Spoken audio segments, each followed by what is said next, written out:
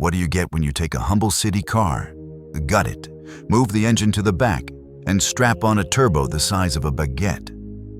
You get the Peugeot 205 T16. The angry little French monster that tore through Group B rally like a chainsaw at a wine tasting. This wasn't a hot hatch, it was a napalm hatch.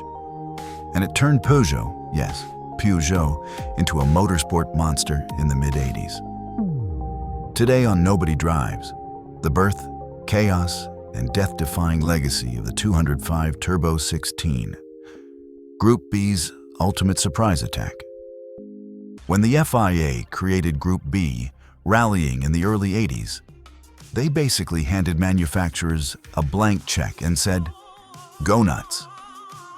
Just build 200 of whatever freak show you create, and we'll call it homologation."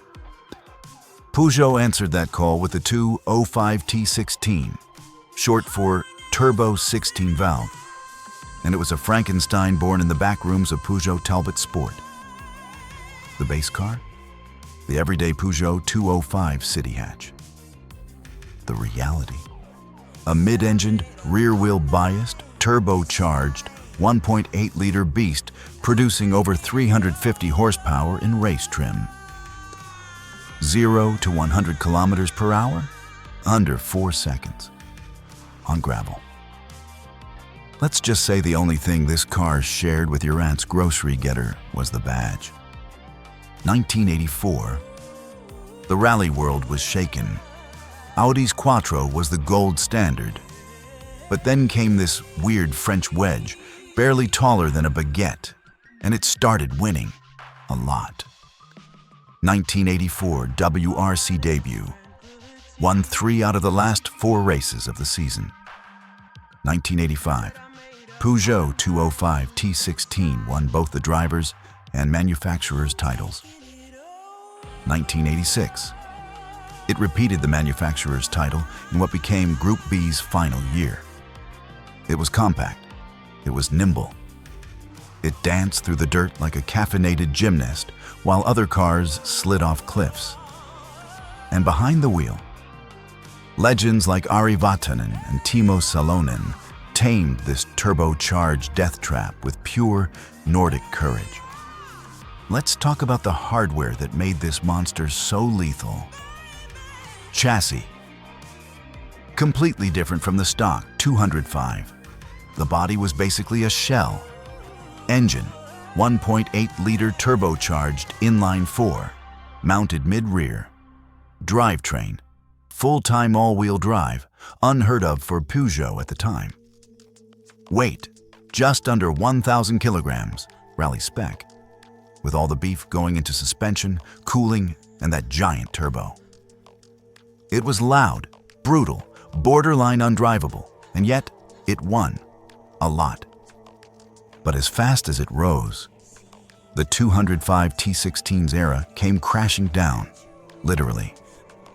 Group B became too dangerous, too fast, and too wild. After several deadly accidents, including the infamous 1986 Portugal and Corsica crashes, the FIA shut it all down. Peugeot's rally monster went out on top, but the madness was over.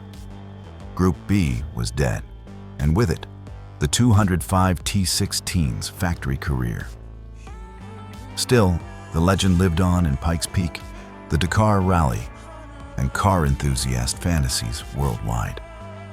Today, the 205 T16 is worshipped by petrolheads, rally purists, and video game veterans alike.